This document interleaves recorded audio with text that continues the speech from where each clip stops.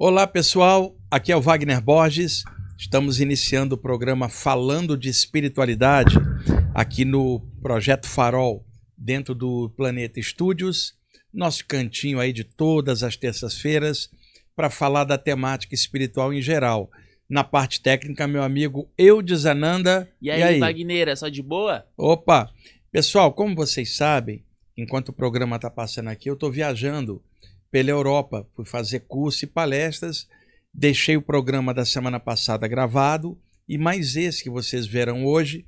No próximo retornarei com o programa ao vivo, tá? Então peguei alguns conteúdos que eu vou compartilhar com vocês, temas diferentes que eu vou equilibrar dentro de uma vibe universalista e vou pontuar algumas coisas dentro desses temas para a gente aproveitar aí o tempo dessa gravação com conteúdo bem legal. E aí, quando eu retornar no ao vivo, eu abro para perguntas e respostas de novo, Eudes. Boa. O programa da semana passada foi com conteúdo e esse também com conteúdo bem legal para a gente compartilhar. Semana passada falamos de veículo de manifestação, como é que o corpo astral sofre a ação das emoções. E hoje a gente vai ver um material, um pedacinho do Shiva, um pedacinho da parte árabe, um pedacinho da parte ocultista, sempre visões aí é bom, hein? de conjunto. Então, vamos lá, Eudes. Tá projeta tela. A primeira imagem aí para nós. Boa. Olha, Eudes, essa imagem é um clássico, muita gente comenta sobre ela. É o Deus Shiva, na cosmogonia hindu, o Senhor das energias, Senhor dos yogis, o divino transmutador, transformador. E o pessoal pergunta, o que é aquele anão embaixo do pé dele? E o Shiva muitas vezes é chamado, Eudes, Nataraja. E as traduções que apareceram foram distorcidas. Nata é senhor em sânscrito, tá? Raja é real. Você fala Nataraja, senhor da realidade. O que ele faz, Eudes? Você está envolvido numa bruma de ilusão, que o hindu chamaria de Maya, um véu ilusório, levando você a distorções da percepção. Shiva chegaria em frente e faria uma dança, sendo que essa dança diluiria toda essa massa de ilusão, chamando você para a realidade. Realidade, ou aquilo que é real, Raja, Nata, Senhor, Senhor da realidade, que promove a dança da transformação, que desperta a pessoa para o real.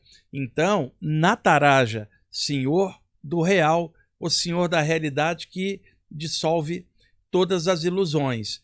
Quando se fala que ele é dançarino divino, não é que é dançarino, ele promove a dança da mudança, que dança é movimento, movimento é energia, Shiva é o Senhor dos yogis. Então a tradução não é dançarino divino, como muita gente comenta, não. É Nata, que é Senhor, Raja, que é real, Senhor da realidade, que promove a dança da mudança, que é o aspecto, o movimento das energias. Então, olhando a figura, se diz que essa imagem é o Shiva com 5 funções. Eudes, acompanha a imagem comigo. Na mão direita superior tem um tamborzinho chamado Damari em sânscrito. Esse tamborzinho representa a pulsação da vida no universo. Tipo assim, Eudes, ó, tum, tum, tum, a batida do coração universal gerando vida em todos os planos. Criação, energia, pulsação da vida. É o tamborzinho na mão direita superior. A mão de baixo direita está num gesto de bênção ou preservação. A mão esquerda lá, Eudes, uma acha de fogo, o fogo representando todo o poder de transformação. Então observa, a mão direita superior com o tambor, criação. A mão direita de baixo, preservação. E a mão esquerda, transformação, porque aquilo que cresce é preservado, um dia morre para poder renascer numa eterna criação, preservação e transformação. A quarta mão, no caso a mão esquerda, aponta para baixo, significa revelação. Sabe aquela história, eu segue a seta, Shiva apontando para baixo, é revelação, ele está te pedindo, olha para baixo. Quando você olha para baixo, tem um anão, Eudes, que representa o ego inferior da gente. Tudo que prende a gente dentro de apego, medo e ignorância e que impede o verdadeiro despertar, representado naquele cara pequenininho embaixo, que é o ego da gente. E tem um pé do Shiva em cima dele. Quando a mão esquerda do Shiva aponta para baixo, é revelação. Quando você olha para baixo, o pé dele está em cima e a outra perna levantada, que é graça, que ele está dizendo? Olha, vou esmagar o teu ego. O pé levantado significa desapega, porque eu vou destruir em você tudo que impede sua ascensão. Então são 5 funções. Tambor, criação.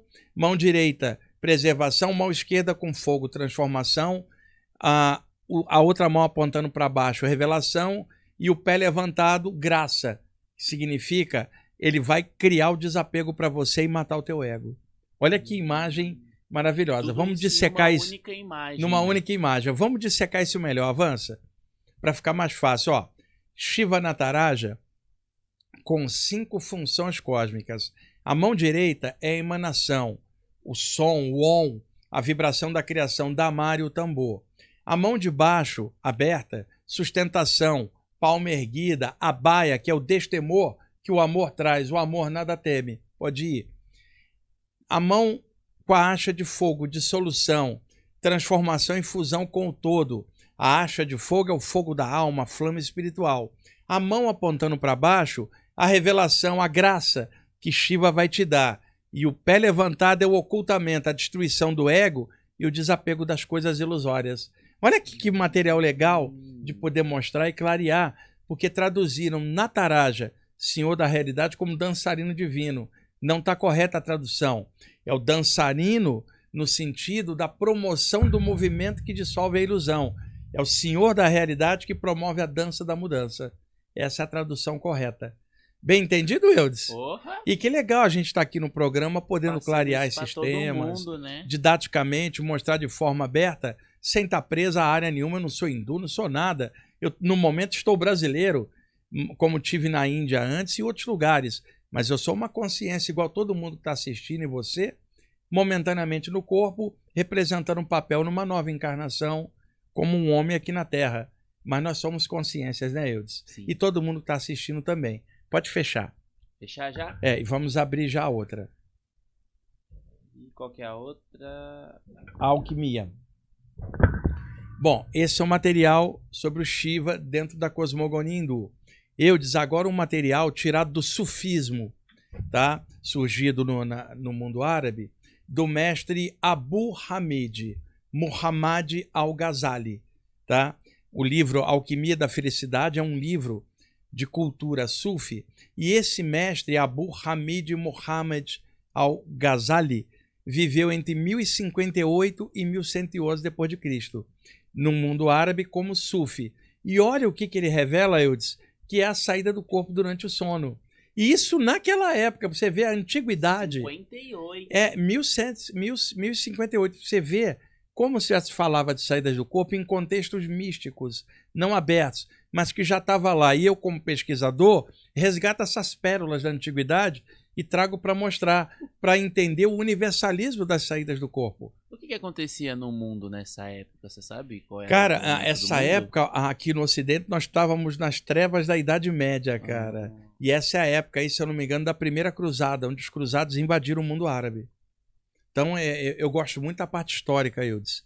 E no mundo árabe surgiu o sufismo. Eu citei aqui num programa anterior o Jalaluddin Rumi, que era um poeta sufi do século XIII, na área do Afeganistão. Maravilhoso, cara. Tem cada poeta sufi na tradição. Tinha também, na Índia, um poeta chamado Kabir, que era tanto adorado por muçulmanos quanto por hindus, que ele trabalhava de forma universalista. E era um grande poeta também. Então eu sou admirador desses grandes poetas, como eu gosto do Khalil Gibran, Fernando Pessoa, Olavo Bilac. Eu sou fã desses caras que escrevem muito bem. Às vezes, Eudes, alguém fala assim, eu gostei do texto que você escreveu, você escreve bem. Cara, eu não chego ao dedinho da unha do dedo mindinho de um desses caras que eu estou citando, que era um gigante da escrita. Eu vou tentando quebrar o galho dentro da área espiritual, escrevendo alguma coisa da forma que eu posso. Mas esses sim são grandes escritores. Então vamos ver o que esse mestre sufi falava naquela época. Pode ir, Eudes. Agora, a alma racional do homem abunda em maravilhas, tanto de conhecimento quanto de poder. Através dela, ele é mestre das artes e das ciências. Pode passar num instante da terra para o céu e voltar novamente. Pode mapear os céus e medir a distância entre as estrelas. Já naquela época já se tinha a visão das estrelas em todo o Oriente, no mundo árabe, desde a Grécia, na verdade, já se observava as estrelas. Vamos lá. Mas também pode tirar o peixe do mar e os pássaros do ar, e pode subjugar para seu serviço animais como o elefante, o camelo e o cavalo. Seus 5 sentidos são como 5 portas se abrindo para o mundo externo. Porém, mais maravilhoso do que isto, seu coração tem uma janela que se abre para o mundo invisível dos espíritos. É assim, Eudes, nossos 5 sentidos levam nossa atenção para fora. Quer dizer, a visão principalmente, audição, olfato, paladar e tato, para perceber um mundo externo e puxar informação para dentro da mente. Então, durante a vigília, nossos sentidos estão abertos para um mundo exterior. Quando a gente vai dormir, nós vamos para o mundo interior, nos isolamos da parte externa. Então, ele está dizendo que durante a vigília, os sentidos estão abertos para o mundo de fora. Quando você fecha os olhos e interioriza, o sentido se amortece e abre outro sentido no coração, que abre para o mundo dos espíritos durante o sono. Olha que espetáculo isso. Vamos lá. No estado do sono, quando a avenida dos sentidos está fechada, essa janela é aberta e o homem recebe impressões do mundo invisível e, às vezes, prenúncio do futuro durante o sono, Eudes, significando os sentidos que estavam abertos para fora não estão influenciando. Então a pessoa percebe um mundo interno e percebe parâmetros além do tempo e do espaço. Pode ir. Seu coração, então, é como um espelho que reflete o que está retratado na tabuleta do destino. Mas, mesmo em sono, pensamentos sobre coisas mundanas embaçam esse espelho, de modo que as impressões que recebe não são claras. O que ele está dizendo hoje? Que durante o sono, a sensibilidade abre. Só que a mente está cheia de pensamento de coisas do mundo, criando uma distorção da percepção do mundo espiritual. Eu já comentei isso em programas anteriores, que a gente arrasta para dentro do sono os pensamentos que a gente dormiu pensando naquilo. Como são pensamentos ligados ao mundo e à vida cotidiana, a gente arrasta o mundo material na nossa mente para dentro do sono, quando a gente deveria desligar do mundo externo e prestar atenção no mundo interno. Mas as pessoas não fazem isso. Deita, enquanto o sono vai chegando, pensa 1 milhão de coisas relativas ao mundo físico, à vida cotidiana.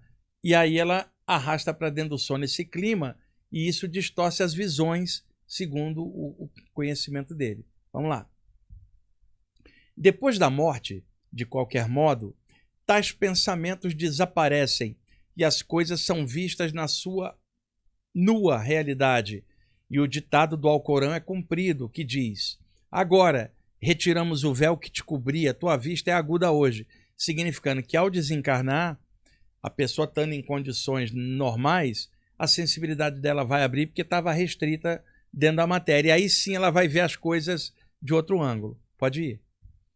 Essa abertura de uma janela no coração em direção ao invisível também acontece de maneira parecida àqueles de inspiração profética, quando intuições brotam na mente sem serem transmitidas por nenhum canal sensorial. Quanto mais o homem se purificar dos desejos carnais e concentrar sua mente em Deus, mais consciente ele estará dessas intuições.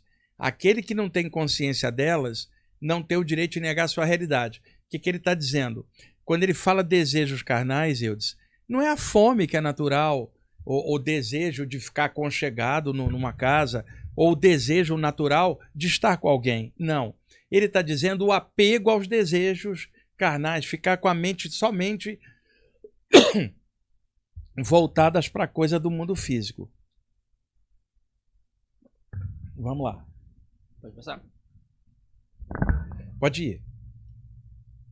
Tais intuições não são restritas somente aos de qualidade profética, assim como o ferro, que sendo suficientemente polido pode tornar-se um espelho, qualquer mente com a devida disciplina pode tornar-se receptiva a tais impressões. Eudes, ele está dizendo que esta capacidade de percepção ela não está restrita aos de qualidade profética, que eram os médiuns daquela época. Ele está dizendo que que o ferro pode ser polido a ponto de se tornar reflexível na imagem, como um espelho. Está dizendo que pela disciplina alguém pode desenvolver também, que isso é potencial de todo mundo. Pode ir. Acabou. Que foi? Acabou? Tá. Então, o que estava vendo ali? Eu disse que durante o sono se abre a porta para o invisível, cara. E que a gente não lembra porque a mente está cheia de imagens do mundo material. Vimos o Shiva e vimos o material árabe. Vamos agora trocar. Você vai para o Stanislas de Guaita, que era um ocultista francês do século XIX, que eu sou muito fã dele. Ô Eudes, você deixou o contador ali e eu não consigo... Ah, não, tá certinho. Agora que eu vi que tá... Não, tá perfeito. Tá? Eu achei que você não tinha regulado o contador para a gente calcular o tempo, já pensou? né? Do nada, não tem que fazer 2 horas agora. Não, porque o Paulo vai chegar daqui a pouco e vai expulsar a gente, porque a gente tá com o horário hoje de gravação bem contado. Seguinte, eu tinha 17 anos, Eudes, e eu procurando literatura que falasse das saídas do corpo, para tentar me entender, naquela época eu não tinha ninguém para conversar, eu lia de tudo, literatura espírita, ocultista, teosófica, yogi, umbandista, eu sempre li de tudo. E isso me deu uma visão de conjunto bem arejada dentro do meio que eu usava com a minha experiência para filtrar e harmonizar. Então comecei a estudar os ocultistas franceses do final do século XIX. Naquela época, um pouquinho antes, havia um grande ocultista chamado Eliphas Lévy, que era um padre chamado Louis Constant, que foi expulso da Igreja Católica porque gostava de ocultismo. Olha. E ele adotou o pseudônimo Eliphas Lévy, que era uma entidade dedicada à cura. O nome dele era Louis Constant, nome esotérico Eliphas Lévy. Ele nasceu em 1810, desencarnou em 1875, aos 65 anos. Era o ocultista mais conhecido daquela época. Quando ele desencarna, alguns jovens que estavam entrando nas iniciações daquela época conseguiram acesso à biblioteca dele. Dentre eles, 2 jovens talentosos que se tornariam 2 grandes ocultistas. O doutor Gerard Dencausse, que depois seria chamado de Papy, que aqui no Brasil o pessoal chama de Papus, mas é Papy, aquele oui-oui francês, né? Um grande ocultista. E junto com este cara aí, Stanislas de Guaita, que era parceiro dele, eles começaram esses estudos e depois o Papy fundaria a Ordem Martinista, que está em pé até hoje e cruza em alguns graus com a Amor, que é a Ordem Rosa Cruz, tanto que em alguns complexos da Rosa Cruz tem prédios da Ordem Martinista. Lá em Curitiba, no Complexo da Amor, tem um prédio da Ordem Martinista. E na Amor eu já fiz várias palestras no auditório deles. E aqui em Campinas, onde eu também já fiz palestra, tem um prédio da Ordem Martinista dentro do complexo da Amorque. Por que eu estou citando o Papy? Porque um dos parceiros deles era o Stanislas de Guaita. E por que o pessoal não conhece tanto esse? Ele desencarnou cedo, aos 37 anos. O Stanislas de Guaita. O Stanislas de Guaita. Então o pessoal conhece mais o Papy. E eu mergulhei no trabalho desses ocultistas, o Eliphas Lévy também, e eu muito jovem, Eudes. Por que eu mergulhei? Eles falavam muito de astral, luz astral, né? E este aí, com o Papy, falaram muito de saída do corpo no contexto dos seus livros. Eu então peguei um texto do Stanislas de Guaita, que está num livro dele chamado No Umbral do Mistério. Ele só tem 4 livros editados e o melhor deles é esse No Umbral do Mistério. Ali ele fala não somente da saída na projeção astral, mas também na projeção do corpo mental e na expansão da consciência. Agora, Eudes, final do século XIX, olha o avanço desse cara. Aí você vai ver pelo conteúdo profundo dele como esse cara sabia. Pena que ele desencarnou cedo, ele tinha hiperuricemia, um ácido úrico muito alto, que deixou o sangue dele muito grosso e causou uma parada cardiorrespiratória. Depois que ele desencarnou, a família dele, que era católica, jogou todos os livros dele fora, dizendo que ele tinha morrido por causa de magia. Conversa fiada, ele morreu de ácido úrico alto que causou vários problemas para ele. Tá? Eu pesquisei a vida dele também. E era um ocultista, cara, que sou fã, sensacional. Então eu quero compartilhar esse material dele. Eu me lembro que deve ter uns 6 ou 7 anos, e eu mostrei esse material dele num programa que eu fiz lá no IPPB, com o Jefferson na época, mas aqui no Farol muita gente não assistiu. E eu quero novamente voltar a ele, porque realmente é coisa de alto nível. E outra, olhando o conhecimento desse cara, Eudes, no século XIX, e a profundidade, e você olhando a leviandade com a qual muita gente aborda as saídas do corpo, você vê uma defasagem enorme. E você vê o que é profundo e compara com a falta de profundidade que muita gente tem e não quer ter profundidade dentro desses estudos, cara. Isso aí é um exemplo para nós de coisa séria e é uma honra poder compartilhar isso. Vamos lá, então? Bora. Aí tá a capa do livro No Umbral do Mistério, da editora Martins Fontes. Isso é uma edição um pouco mais moderna. A edição que eu peguei original era de 1978. Era uma editora lá de Porto Alegre que hoje não existe mais. Então é mais fácil encontrar essa da Martins Fontes e é dali que eu tirei esta parte, Eudes. Vamos lá.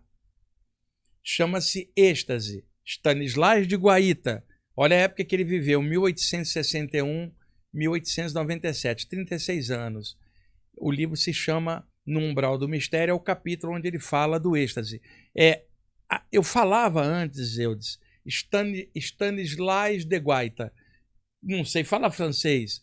Até que um amigo meu que falou Stanislas de Guaita. Por isso que eu estou usando essa expressão. É até mais bonito de falar, né? Stanislas eu falava Stanislas de Guaita. Olha, e Stanislas de Guaita, o meu amigo me corrigiu. Pelo menos essa foi a correção. Nem sei se é exatamente. Quem conhece francês pronuncia melhor, claro. Então vamos lá. Voltemos aos modos de reintegração. Chamamos de reintegrado, tirado da escola yogi, na Índia, aquele que pode, sempre que desejar, dominar inteiramente seu eu sensível exterior, para abstrair-se em espírito e mergulhar pelo orifício do eu inteligível interno, no oceano do ele coletivo divino, onde retoma a consciência dos arcanos complementares da natureza eterna e da divindade. É o seguinte, Eudes, quando ele fala dominar o eu sensível exterior, são sentidos externos que o Al-Ghazali, o árabe, estava falando ainda. Quando ele fala mergulhar no orifício do eu interno, é mergulhar para dentro. Que é a mesma coisa que o árabe estava falando ali no texto anterior. E aí, ele está dizendo que ele retoma o conhecimento dos arcanos. Arcano é mistério, significando quando você leva o conhecimento para o eu interior e tirando a influência do externo e expandindo, você descobre os mistérios ou levanta o véu dos mistérios. Vamos lá. Chamamos de nascido duas vezes, que é chamado em sânscrito Duidya, na Índia, aquele que pode abandonar sua efígie terrestre, que é o corpo humano, Eudes, em corpo astral ou etéreo, para aurir no oceano astral a solução dos mistérios que oculta. Repara, olha como ele chama o corpo, efígie terrestre, da onde sairia o corpo astral projetado. Quando ele cita ali nascido duas vezes, Eudes, é o seguinte, na Índia, um menino passa por um ritual para se tornar adulto. Igual você tem um bar mitzvah dos judeus, em que o menino agora é considerado como homem diante da comunidade e fazem um ritual de passagem, significando você agora é homem, já não é mais uma criança. Na Índia, tem um ritual de passagem onde dá um cordão que na classe dos brahmanes que o menino passa em volta da cintura, dizendo, agora você é homem, cara, você já não é mais criança, você vai ter responsabilidade. Morreu a criança em você e renasceu o adulto a partir de agora. Significa, você tem duas vidas, a anterior como criança e a nova agora como adulto. Você é um renascido ou aquele que tem duas vidas.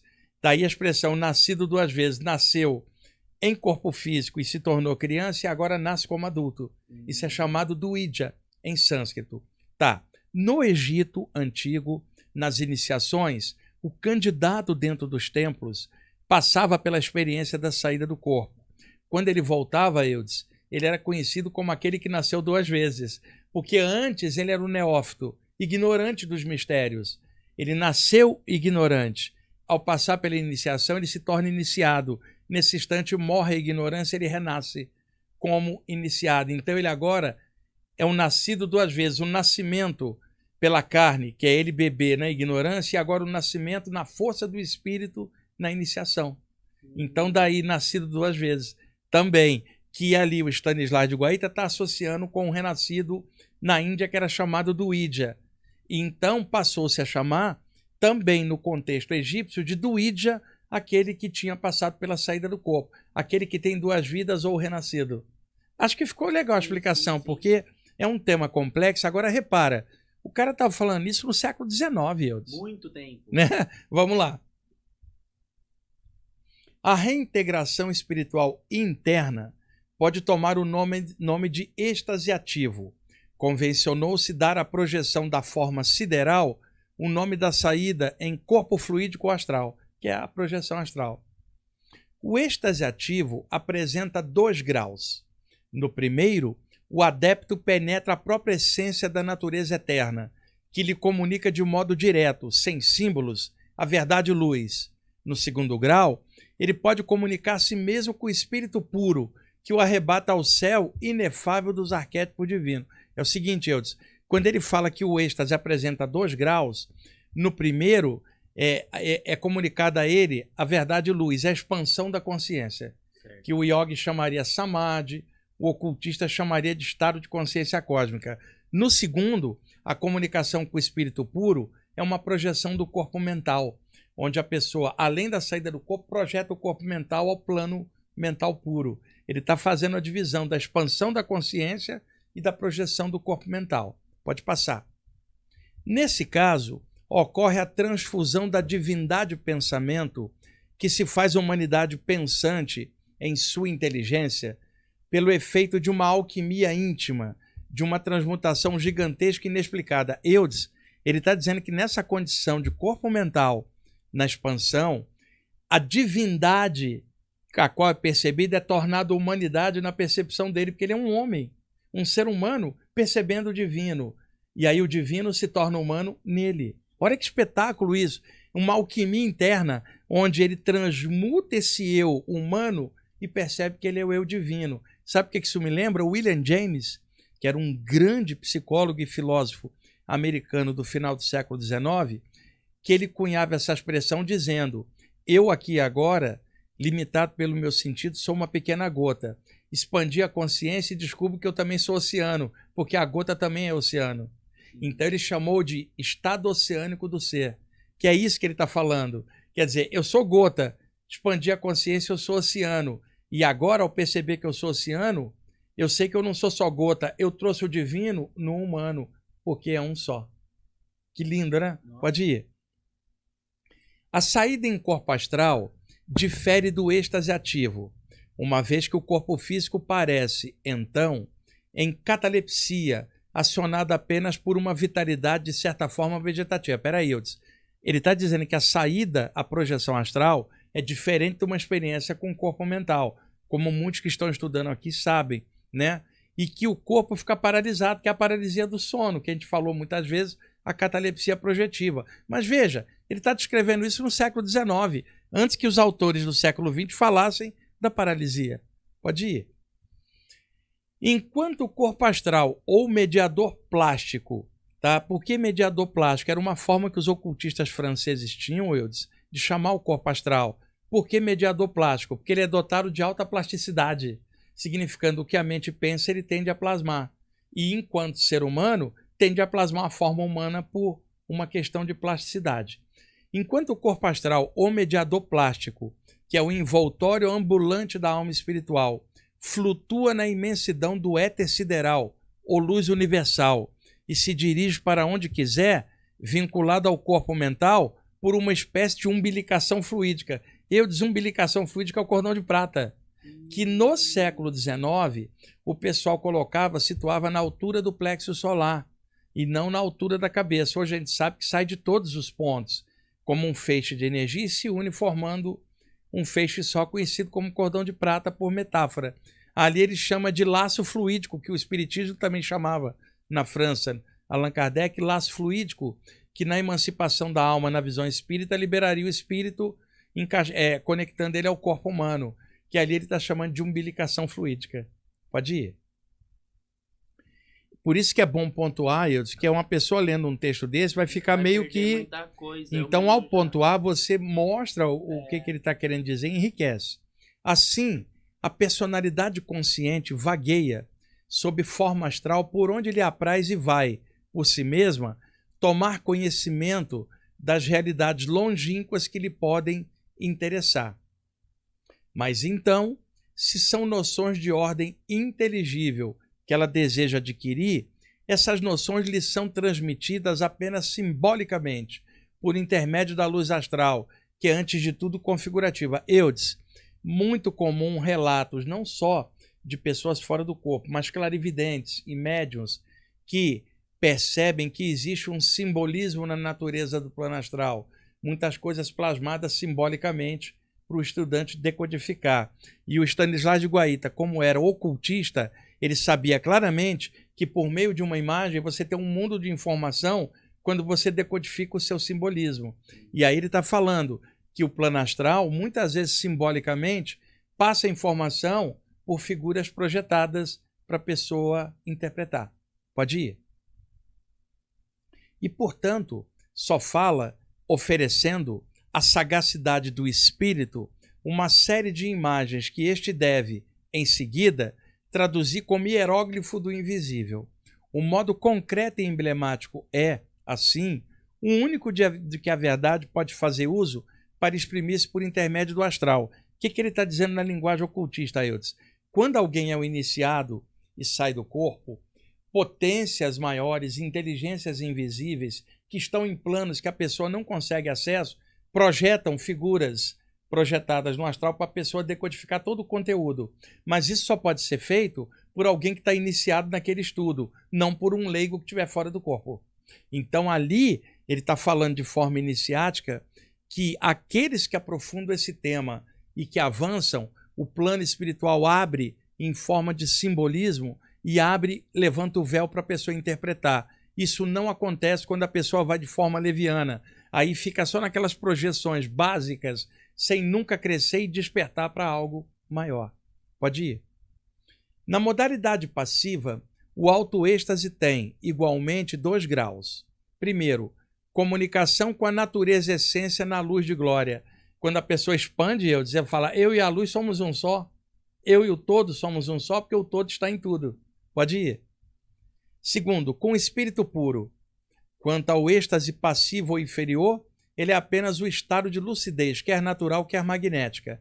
A maior parte das visões beatíficas lhe são expressamente atribuídas. Está querendo dizer o seguinte, quando a pessoa entra nesse estado, ela pode ter uma comunhão com a luz universal, o espírito puro, Deus, o nome que você quiser chamar, o eterno, o todo, e que boa parte das visões beatíficas nas religiões, não só do Ocidente quanto do Oriente, é a expansão da consciência percebendo um poder maior. Pode ir? O que sobretudo importa ao adepto, no caso, o iniciado, é chegar a pôr-se em comunicação espiritual com a unidade divina, é cultivar um dos graus do êxtase ativo e aprender a fazer com que, dentro de si, vil átomo, fale a voz reveladora do universal absoluto. Quer dizer, o objetivo do estudante espiritual é a expansão da consciência, Eudes, a fusão com um poder maior do qual ela é originária. Então, ela aprende que dentro dela, que é um conjunto de átomos, também habita o divino. Ela tem certeza disso agora. Pode ir. Você acredita que então que a gente é parte do todo tendo que voltar para ele? Não, na verdade, ir e voltar desaparece quando você fala que o todo está em tudo. É o infinito e é você, é tudo, porque não há nada fora do todo. Então, é legal agora... É paradoxal. É paradoxal porque o cérebro da gente usa a noção de espaço e tempo. Mas se você falar num Deus que só está lá em cima e não aqui dentro, tem algo errado com a palavra o todo, porque só está lá em cima e não aqui embaixo. Né? E como é que Jesus falava? O que se acende em cima, acende embaixo, o que acende embaixo, acende nos céus. Uma interdependência, que o todo está em tudo. Né? Vamos lá. Então, é possível ao relativo compreender o absoluto? Não, sem dúvida. Mas é viável assentir-lhe sim unindo-se a ele. Um fragmento de espelho convexo não reflete todo o céu? Eudes, não é possivelmente relativo a compreender o absoluto, porque o nosso raciocínio é relativo. E moramos num planeta pequenininho no meio do infinito e a gente mal se conhece, quanto mais a consciência cósmica. Então a mente relativa não tem como compreender o absoluto. Mas é possível que numa expansão, a aumentar essa sensação de conexão, você compreenda, assim como um espelho que está aqui convexo, ele pode refletir a luz das estrelas, mesmo sem ser infinito. Ele faz uma analogia perfeita. Pode ir. Toda a grande voz do oceano não canta na cavidade do mais singelo molusco, que teve a fortuna, diz a lenda, de suportar, mesmo por uma hora, seu beijo imenso e sonoro. Eudes, a grande voz do oceano, o som das ondas, está presente em cada pequeno serzinho que habita no oceano. Pode ir. Assim, o êxtase deixa na alma extasiada, ainda que por uma hora, a impregnação do infinito, a noção vívida do absoluto, o murmúrio incessante do ele revelador, que contém todos os eu sem ser contido por nenhum. Cara, quando você olha um negócio desse, Eudes, e vê que esse cara escreveu isso no século XIX, e olha, entra na internet e vê um monte de gente navegando com leviandade e sem profundidade num tema desse, o pessoal não tem ideia, cara. Tá mexendo com esses temas como brincadeirinha mística, uma coisinha ali. Ah, eu queria sair do corpo, mas pra quê? Qual é o objetivo? Por isso que tem que dar profundidade. É uma das coisas que eu mais tento passar, e não só eu, vários outros autores e pesquisadores tentam dar seriedade nesse estudo. Não há brincadeirinha. Isso aí, cara, é a expansão da consciência. Você pode melhorar muito enquanto pessoa. Você falou um negócio que me deu uma curiosidade. Quando a gente tem conchas dentro de casa, o pessoal fala que se você colocar no ouvido, você escuta o barulho do mar. E na real, você acaba escutando mesmo. Você acha que você escuta o vácuo dentro da... Não é o barulho do mar. É que lembra, né? Ficou essa coisa popular. Coloca a concha para você escutar o som do mar. Você está escutando o som ali do vácuo ali dentro, cara. Ah, tá. E aí o pessoal correlacionava. Vamos lá. Quanto gozo revigorar sua vida individual no oceano coletivo da vida incondicionada, ou aspirar a seiva espiritual no próprio espírito puro e se alimentar. É uma iniciação decisiva, uma janela aberta para a imensidão da luz inteligível e do amor divino, da verdade celeste e do belo tipo. Ele está querendo dizer, num estado de expansão da consciência, a energia que você sente, a comunhão com algo superior, é o seu alimento espiritual. E você, nem que seja por um tempo, você fica impregnado desse infinito em você. Pode ir. Reencontrar o caminho do primitivo Éden. Muitos passam ao lado da porta que comanda essa senda e nem mesmo percebem essa porta, ou se a veem, desprezam-na, deixando de bater nela. Talvez até bata nela um curioso que não saiba fazer ressoar o umbral dos 3 toques místicos. Bate profanamente e a porta não lhe será aberta. O Cristo diz, bateis e vos será atendido, né? E ele também disse, muitos são os chamados, poucos os escolhidos. Olha aqui, a iniciação literalmente, pode ir. Como conciliar esses 2 textos? Quer dizer, Cristo dizia o seguinte, batei que a porta se abrirá, mas ao mesmo tempo diz, muitos são chamados, poucos os escolhidos. E aí ele interpreta assim, acontece que às vezes aqueles que batem na porta não são ainda chamados. Muitas vezes aqueles que seriam chamados não batem, ou mais frequentemente batem mal. É fantástica essa analogia. Pode ir. Portanto, se aspiras a tornar-te um adepto, evoca o revelador que fala ao âmago do teu ser, impõe ao eu o mais religioso silêncio, para que o ele se possa fazer ouvir. E então, mergulhando nas profundezas de tua inteligência, escuta falar o universal, o impessoal, o que os gnósticos chamam de o abismo, o profundo, o incognoscível, Eudes, que é o eterno em todas as coisas. Pode ir. Porém, é preciso estar preparado, e esse é o papel do iniciador humano, zelar por essa preparação, sem o que o absoluto só tem uma voz para aquele que o evoca estouvadamente, voz terrível que tem o nome de vertigem.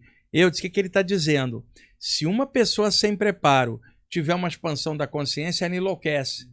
Ela não tem parâmetro para poder entender o que é a comunhão espiritual.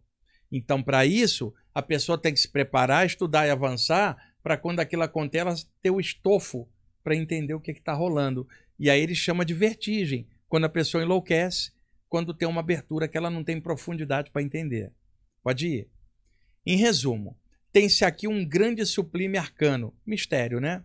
Alguém só pode completar a sua iniciação pela revelação direta do Espírito Universal, coletivo, que é a voz que fala ao interior. Ele é um mestre único, o inevitável guru das supremas iniciações. Eudes, alguém pode ser iniciado por alguém que hierarquicamente lhe é superior num grupo, ou por um guru ou um mestre. Mas o que o Stanislas de Guaita, que era iniciado, está dizendo? A verdadeira revelação vem do espírito puro, não de outro homem encarnado na Terra, que pode até ajudar nisso, mas a revelação só se completa com a expansão da consciência, o estado de consciência cósmica. Pode ir. Conhecemos as diversas maneiras de entrar em contato com ele, ir à sua busca, fazê-lo vir, deixá-lo vir, entregar-se a ele ou tomar parte de sua soberania, que é a ligação com o Eterno. Olha que texto maravilhoso, Eudes, tirado de um livro do século XIX, no Umbral do Mistério, o capítulo chamado Êxtase, do grande Stanislas de Guaita. Século XIX, o cara já tinha todo esse conhecimento. Eudes, eu lia isso com 17 anos, cara. Você tem uma ideia? Porque outro dia eu estava numa live e aí uma pessoa botou uma mensagem lá perguntando: Wagner, vocês que têm o dom que Deus deu, essa riqueza que Deus deu de sair do corpo, vocês falam assim facilmente porque vocês tiveram um dom. Que dom? Estudei pra caramba, cara. Que dom, né? E outra, ninguém comprou livro para mim, eu gastei muito dinheiro comprando livro para entender. Tem uns que falam, dai de graça o que você recebeu de graça. Eu nunca recebi um livro de graça.